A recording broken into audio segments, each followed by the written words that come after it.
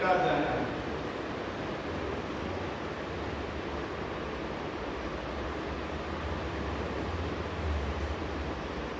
সমস্ত বিশ্বের মহামারী, এক মহামারী হচ্ছে রোগ। সমস্ত মানবের মাধ্যমে রোগের সৃষ্টি হয়েছিল। এই রোগ থেকে মুক্তির একমাত্র উপায় হচ্ছে কি? যোগা। ঠিক আছে? মানসিক রোগ, শারীরিক রোগ সবার আছে, আছেনি? মনের মধ্যে রোগ হয়, রোগ হয় না? মনের রোগ যেমন অভিজ্ঞতা হয়েছে, মনের মধ্যে রোগ, অনেক চিন্তা চেতনা আছে, মনের রোগ। শারীরিক রোগ হয়, শারীরিক রোগ আছে সবার। কার কার আছে হাত তোলো? শারীরিক রোগ, শারীরিক রোগ। স্নিগ্ধার পিছে, স্নিগ্ধার পিছে, স্নিগ্ধা দিদির পিছে, স্নিগ্ধা দিদির পিছে, প্রকাশের সোজাসুজি। এমন কোনো প্রাণী নেই যে তার রোগ নিয়ে একটা না একটা আছে, আছেনি? সবার আছে, সবার থাকবে, কম আর বেশি।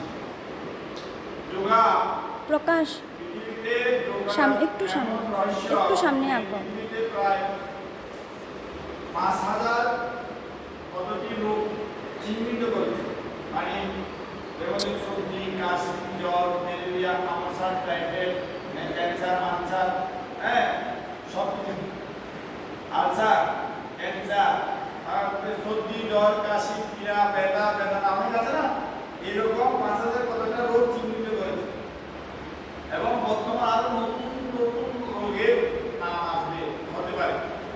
এইসব রোগ থেকে, সর্বত্র থেকে মুক্তির উপায় একমাত্র কি? যোগা। বর্তমান তোমার শরীরে একটা রোগ আছে, আরো সামনে রোগ আসতে পারে, কিন্তু ভবিষ্যতে যেটা আসতে না পারে তার জন্য প্রতিদিন অন্তত আমাদের ৮ ঘন্টা যোগা করতে হবে। ৮ ঘন্টা প্রতিদিন, কত?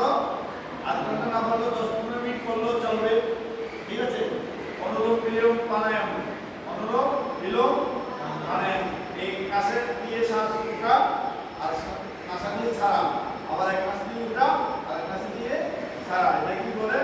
অনুলোম বিলোম প্রাণায়াম।